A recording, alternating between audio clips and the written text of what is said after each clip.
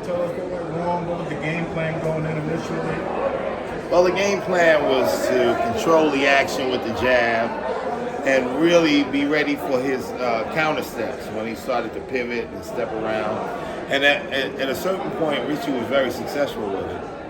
And then he started getting a little complacent.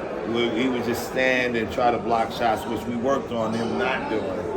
And it started building up and building up. I must admit that Loma has some really, really fast, quick twitch muscle reactions. But I thought Richie should have been trying to bang him a little bit more to the body. When he was there, he didn't punch. He had to punch after the fact. And it just came to pass that these were some of the mistakes that cost him those rounds in the fight. Was it a lot more difficult than you were expecting? Was Loma a lot better than, maybe you thought? No, it wasn't a lot more difficult, and of course I think he's a fantastic fighter, but there were things that Richie was doing that was working, and it would be different if Loma was undefeated. He never met defeat, but since he has, that means that there are ways to beat him.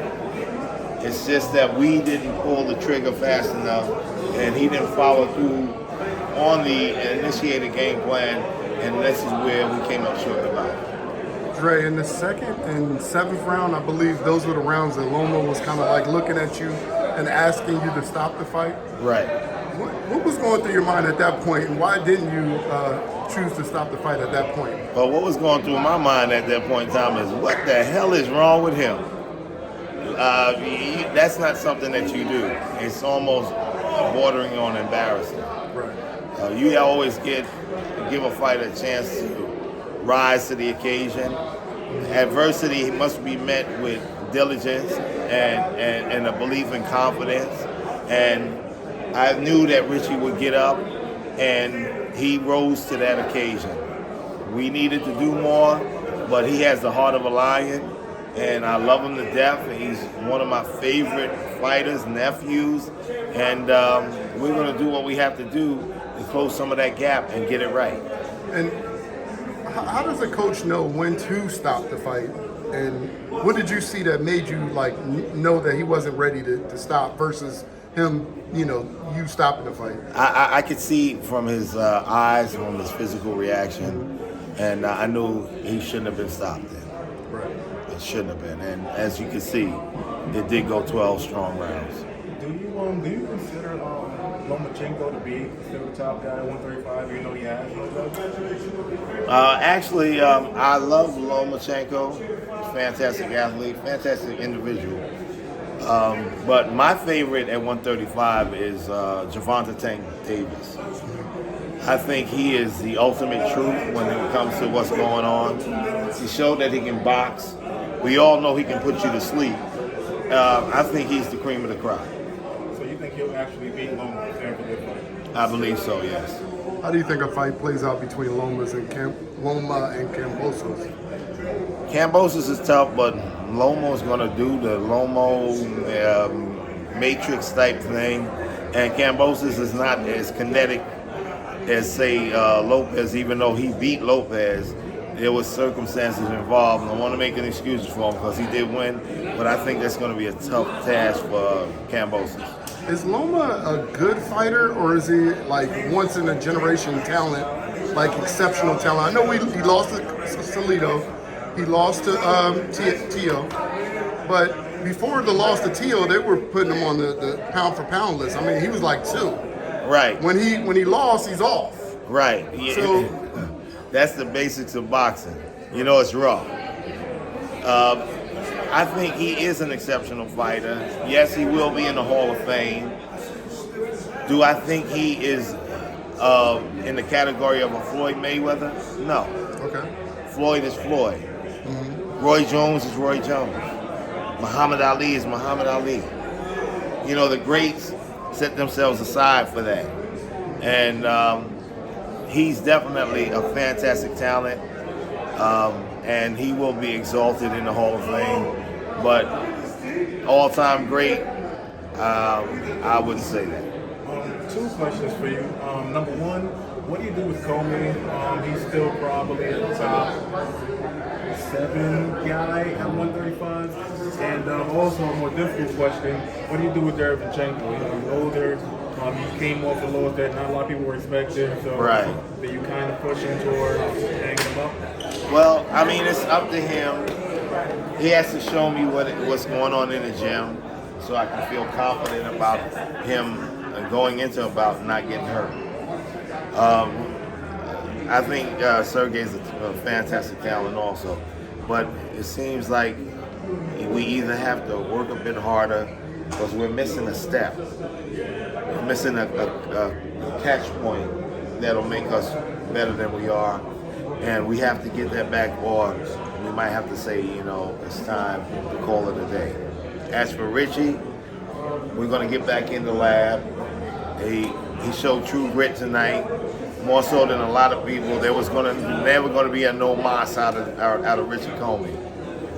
We just have to work on fine-tuning, sharpening up the edges. He did do a lot of things better than he has, but there's still that window that we have to deal with now for him to be better than he is. And that's what we need to work on. We spoke on Loma versus Davis. We spoke on Loma versus Cambosis. What do you think about a potential fight between Loma versus Haney? How do you think that fight goes? I think it's going to be a good fight. Haney is on the same lines of the athletes that have those quick twitch muscles. They can find the range and the speed, and they're very sharp. I think that would be a really good fight. These are young boys, and Loma is 33. He's getting older too. Eventually, you start slowing down.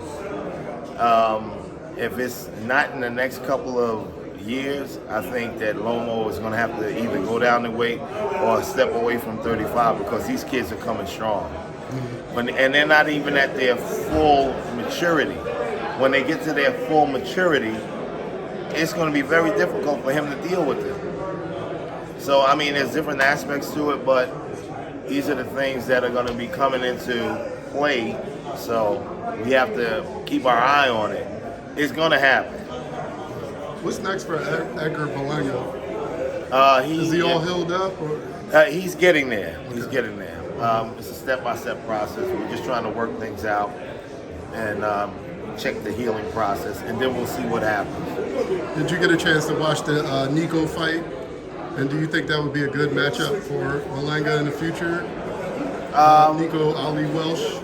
Yeah, I think, that's a long way away.